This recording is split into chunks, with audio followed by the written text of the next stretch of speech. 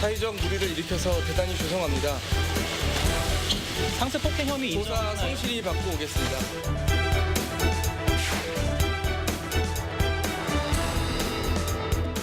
전임 대표이사에게도 폭행과 폭언 관련 진심 어린 사과의 뜻을 전합니다.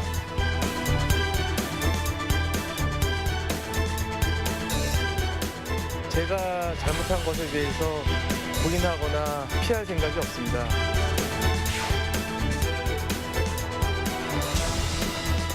양씨, 당신의 정체는 도대체 무엇입니까?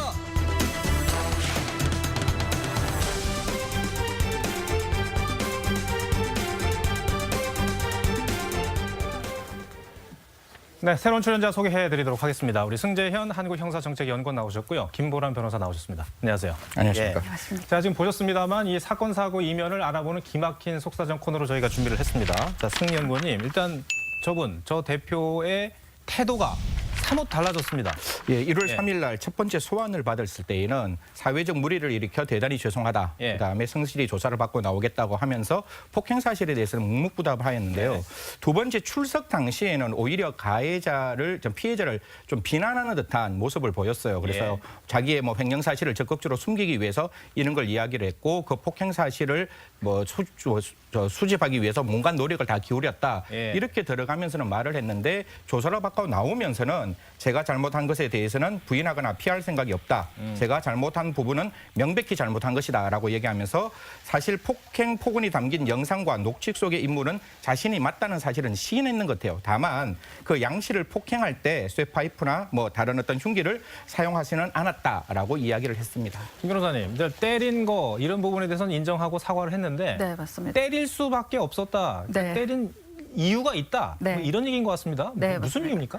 지금 이 송 대표는 그 말씀하신 대로 일부 범행은 인정하고 있지만 그 양 씨의 이전 폭행이나 이런 것들에 대한 고소에 대해서 숨은 의도가 있다라고 주장을 하고 있는데 이 양 씨가 일반 직원이 아니라 회사 경영 전반을 담당하고 있는 대표였고 그 과정에서 이제 횡령과 배임 이런 범행을 저질렀는데 자신의 이제 범행을 은폐하기 위해서 의도적으로 송 대표에게 폭행이나 폭언을 유도하고 그런 증거를 수집한 다음에 지금 이렇게 고소를 한 것이다라고 주장하고 있는 상태입니다.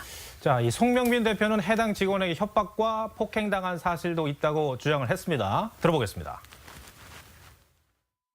본인의 배임 횡령 혐의를 축소, 은폐, 은닉하는 일에만 몰두하였습니다. 또한 송명빈의 폭행, 폭언 수집에 자신의 모든 역량을 쏟았습니다. 저희 6살짜리 아들을 겨냥해서 형님네 아들을 필리핀 동생들을 시켜 살해하겠다라고 제게 자주 언급한 바가 있습니다. 또한 나이 50인 저에게 양 대표는 주스병으로 머리를 내리치는 등 저를 폭행한 사실도 있었음을 부끄럽지만 이 자리에서 공개합니다. 양 씨, 당신의 정체는 도대체 무엇입니까? 자, 이 피해를 주장하는 직원 측에서는 송명빈 대표의 주장에 반박을 했습니다. 계속해서 들어보겠습니다. 가족 살해 위협이나 머리를 때렸다거나 이런 일은 있을 수도 없었고 금전 거래 관계는 송명빈 씨 쪽에서 통장이나 이런 걸 다 관리했었고. 자, 이제 진짜 기막힌 속사정이다. 저희 신통방통에서 제목을 이렇게 뽑은 게 이제 지금부터인데 사실은 유창욱 캐스터님, 이 송명빈 대표가 원래는 개명을 했다면서요? 네, 이름을 바꿨습니다. 원래는 송재인이라는 이름이었다고 합니다. 2006년에 개명을 했다고 하는데요. 사실 지금 들으셔서 아시겠지만 개명을 할 정도로 독특한 이름은 아닌 것 같습니다. 그리고 지금 현재 나이가 50이니까 2006년이라고 했을 때도 그거 40이 다 돼가는 나이지 않습니까? 왜 이렇게 개명을 했을까 했는데 관련이 있는지 모르겠지만 그전에 또 충격적인 전과 사실도 이번에 드러났다고 합니다. 그 얘기 좀 여쭤볼게요, 승 연구원님. 그러니까 개명 전에 이미 전과가 7범? 이렇게 되는 겁니까? 7번, 그러니까 이게 사실 폭행 전과가 한 7번 정도 있었는데요. 첫 번째 이제 우리가 조금 살펴봐야 될 사건들을 보면 2004년 1월에 이제 사귀던 애인에게 청혼을 하게 되는데요. 그 청혼을 하자 이 애인이 어떤 말을 하는가 하면 다른 남자를 만나고 있다는 말을 해요. 그러니까 여기에 이제 격분해서 폭행을 하게 되는데 그 범행 사실을 좀 이렇게 살펴보면 좀 죄질이 그렇게 좋지는 않거든요. 네. 이때 재판부에서 어떤 이야기를 하는가 하면 2004년에 이 폭행이 있기 전에 2001년에 이미 다시 한번 폭행이 있고 그 폭행 사실로 인해서 징역 2년에 집행유예 3년을 받았는 거예요. 그러니까 사실 집행유예 기간 안에 다시 폭행을 했는 거거든요.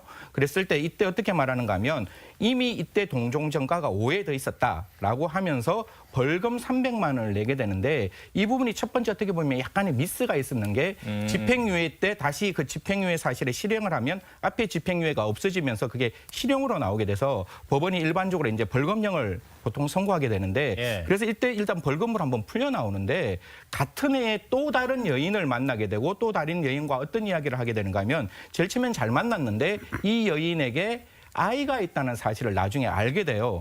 그러자 또 여기에서 격분을 해서 어떻게 하는가 하면 그러면 네가 잘못했으니 나에게 좀 이렇게 보상을 해라 라고 해서 차용증을 발급하게 하고 일정 부분의 차용증이 나왔는데 이 차용증을 가지고 어떻게 하는가 하면 사실 무고죄라는 게 있는 사실을 그냥 구체적으로 좀 과장했을 때는 무고죄라고 이야기하지 않는데 네. 전혀 다른 사실을 구체적으로 꾸며서 이 여인을 고소하게 됩니다. 이 고소하게 되고 이 고소했을 때 그 법원에서는 그러한 사실이 너무나 명명백백한 허위 사실이기 때문에 다시 무고죄로 처벌하면서 500만 원의 벌금을 선고하게 되고 그래서 어떻게 보면 그 이전에 이미 이 사람은 전과가 이미 많았던 그런 사람으로 밝혀지고 있습니다. 근데 과거 전과하고 개명하고의 연관 관계를 저희가 좀 따져볼 수 있습니다. 뭐 사실 그냥 기록상으로만 따지면 아까 제가 무고죄가 2004년에 있었고 그 2004년에 있었던 무고죄의 1심이 2005년에 1심이 나오고 그때 500만 원이라고 그랬잖아요. 이때 송 씨가 다시 한번 항소를 하게 됩니다. 예. 그 항소가 2006년에 나오게 되고 2006년에 항소심에서 야 500만 원 적정한 형이니까 네가 더 이상 다투지 마. 이래서 항소를 기각해서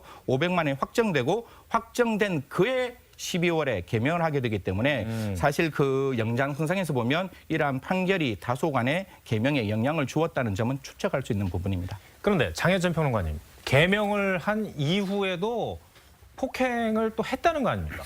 그러니까요. 2006년 12월에 개명을 했는데요. 네. 바로 1년이 지나서 2007년 12월에는 본인의 아내가 친정에서 자고 왔다는 이유로 폭행을 하고 감금을 했다고 합니다. 그리고 또 시간이 좀 흘러서 2016년 1월에는요. 음식점에서 다툼이 있었던 시민에게 의자를 집어 던져서 폭행했어요. 예. 그러니까 굉장히 상습적으로 지금 폭행 전과가 많은 셈이고요. 이렇게 보게 된다면 지금 송명빈 씨 같은 경우는 피해자가 본인을 이제 모함하기 위해서 폭행을 유도했다 이런 주장을 하고 있거든요. 그래서 어쩔 수 없이 자기가 그 음모에 빠져서 폭행을 했다 이런 주장을 하고 있는데 그동안의 행적이나 이 개명 전후의 상습적인 폭행 전과를 보게 된다면 과연 피해자가 유도해서 폭행을 했을까? 그게 아니라 이분이 일종의 분노 조절 장애가 있어서 조금만 화가 나면 폭행을 하는 사람이 아니었을까 이렇게 의심을 할 수밖에 없을 것 같고 예. 또 하나 참 기가 막힌 대목은 이분이 지금 분노 조절 장애가 의심되잖아요. 계속 폭행을 하잖아요. 그런데 책을 썼어요. 그 책에 어떤 내용이 있냐면 사장님이 직원들에게 갑질하지 않는 방법, 직원들에게 분노를 조절하는 방법 이런 부분으로 책을 썼단 말이죠. 그러니까 정말 언행일치가 안 되는 그러한 행적을 보여줬다고밖에 말할 수 없을 것 같습니다. 김 변호사님, 이 송 대표와 양 씨의 어떤 법정 그 공방은 좀 지켜봐야 될 문제이긴 하겠습니다만 이 송 대표의 과거 전력으로 봤을 때는 저희들이 이제 정서적으로는 좀 송 대표가 많이 불리할 것 같은데 어떻습니까? 네, 맞습니다. 지금 이제 예. 논의되고 있는 것이 상습 폭행이라는 것인데 그 사실 상습성은 전과가 없어도 그 행위 자체로 폭행의 습벽이 있으면 상습 폭행으로 처벌이 가능한데 예. 지금 송 대표는 앞서 봤듯이 이미 그 동종 전과가 수차례 있고 예. 양 씨와 관련된 폭행도 굉장히 이제 수혜이기 때문에 상습 폭행으로 처벌될 가능성도 있고 또 그 양 씨의 주장에 따르면 이제 위험한 물건으로 이제 그 둔기로 폭행을 했다라는 주장도 있는데 그게 만약에 사실이라면 폭력행위 등 처벌에 관한 법률로 이제 특수폭행으로도 이제 의율될 수 있습니다. 그래서 지금 예. 그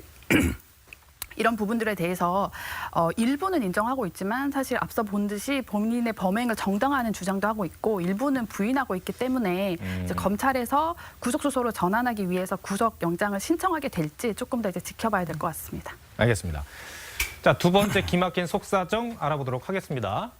자, 두 남성이 지금 거의 90도로 고개를 숙이고 있습니다. 뭔가 이제 잘못한 모양입니다. 사과를 하고 있는 것 같은데. 자, 우리 승영권님, 이제 왜 저렇게 폴더 인사를 하는 건 폴더 사죄를 하는 거죠? 사실 이제 지금 우리가 저 목차를 뽑았는데 기막힌이라고 뽑았는데 참 이런 걸 보면 어처구니가 없다 이런 느낌이 들어요. 사실 국민의 공복 중에 가장 대표적인 공복이 시의원이고 그 시의원은 그 국민을 위해서 그 시민을 위해서 굉장히 봉사를 해야 되는데 이 사건을 조금 천천히 살펴보면 지난 6일 예천군 의회에 따르면 작년이죠. 작년 예천군 의회에 따르면 예천군 의회 의원 9명 전원이죠. 전원과 그다음에 상무국 직원 5명이 우리 아침에 이제 이야기를 했다시피 이분들이 20일부터 29일까지 7박 10일로 미국과 캐나다에 연수를 떠나게 돼요. 연수를 떠나게 되는데 이 연수 과정에서 이제 어떤 일이 일어났는가 하면 한 4번째 날에 이제 캐나다 쪽에서 일어났는 일인데 토론토에서 이제 현지에서 이제 6시쯤에 저녁 식사를 하고 다른 장소로 옮기는 과정에 이제 그 부의장이 약간의 술을 먹은 상태에서 가이드에게 폭행을 하게 됩니다. 폭행을 하게 되는데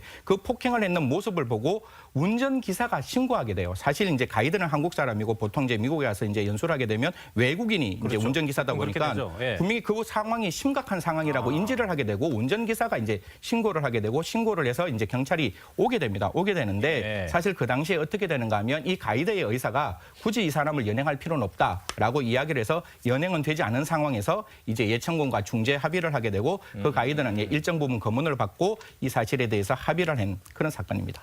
김 변호사님, 그런데 당시에 그 박 부의장이라는 분이죠. 이 분과 폭행을 당한 가이드와 진술이 좀 달랐다. 뭐 이런 얘기도 나오던데. 네, 맞습니다.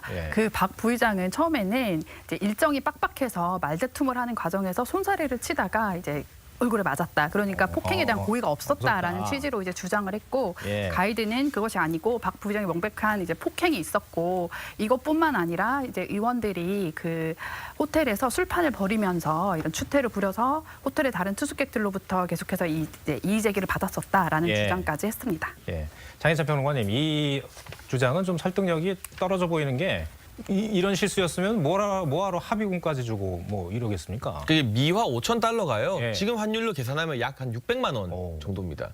상당히 많은 액수죠. 정말 손사래를 치는 과정에서 뭐 실수로 얼굴에 손이 스친 것이었다면 이렇게 거액의 합의금을 줬을까 의문스러울 수밖에 없고요. 아까 우리 승 연구위원님 말씀해 주셨지만 신고를 한 사람이 당사자인 가이드가 아니라 버스 기사입니다. 그러니까 객관적으로 사실을 바라볼 수 있는 제3자가 폭행으로 현지 경찰에 신고를 했다는 건 누가 봐도 이것은 실수가 아니라 의도적인 가이드의 주장처럼 일방적인 폭행이었을 가능성이 상당히 높다는 것 아니겠습니까? 그리고 가이드도 합의를 했음에도 불구하고 지금까지 이게 일방적인 폭행이라고 주장한다는 것은 뭔가 울분이 맺혀 있는 거예요. 우리가 생각해 봤을 때. 그렇기 때문에 변명으로 일관하기보다는 정말로 사과한다면 끝까지 확실하게 인정하고 책임지는 자세를 보여주는 게 도리가 아닌가 싶습니다.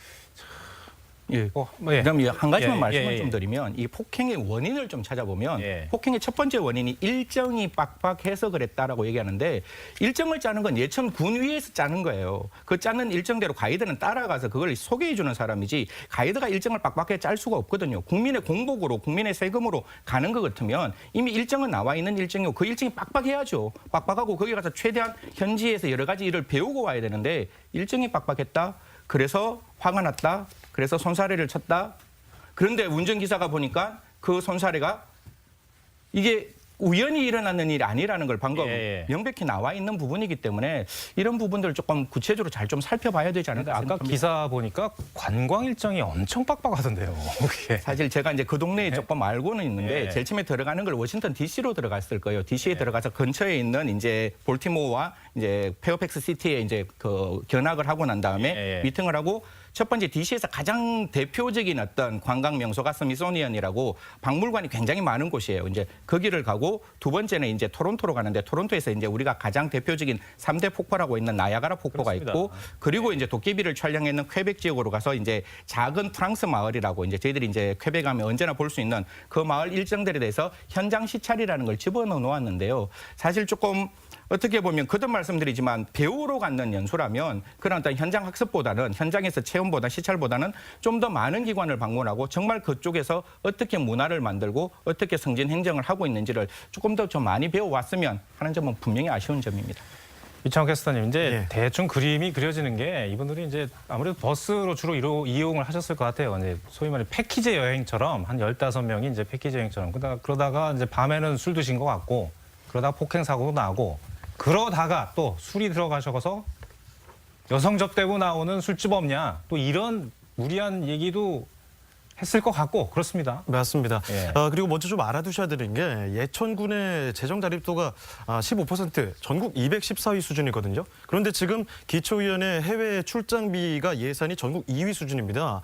이렇게 많은 예산을 가지고 갔는데 이런 난리를 지금 쳤다는 거죠. 그 술을 마시고 여성 접대부가 있는 술집에 데려가 달라 이것뿐만 아닙니다. 호텔에서 문을 열어놓고 술을 마시고 복도에서 돌아다니면서 소리를 지르고 하면서 너무 난리를 쳤기 때문에 거기 묵고 있던 투숙객들이 호텔에 항의하는 사태까지 벌어졌다고 합니다. 네, 알겠습니다.